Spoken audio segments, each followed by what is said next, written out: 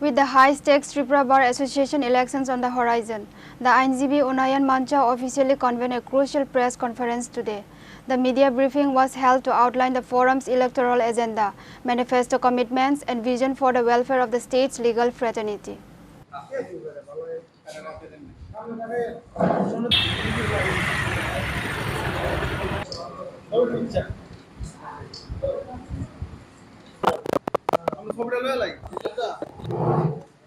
Addressing the media persons, the leadership of the Lawyers Development Forum emphasized the need for systematic reforms and enhanced infrastructure within the court premises. Tripura বারের welfare ফান্ডের টাকা অর্থ সেই 1 থেকে 5 বছর যারা আইনজীবী তাদের ক্ষেত্রে একটা নিমিত্ত মাত্র দেওয়া হয়েছে, একটা বৈষম্য করা হয়েছে। 5 বছরের অধিক যারা তাদের এক রকম দেওয়া হয়েছে, প্রায় 30 গুণ হবে। আর 5 বছর হয়নি যারা তাদের ক্ষেত্রে দেখা গিয়েছে সামান্য, একেবারে সামান্য।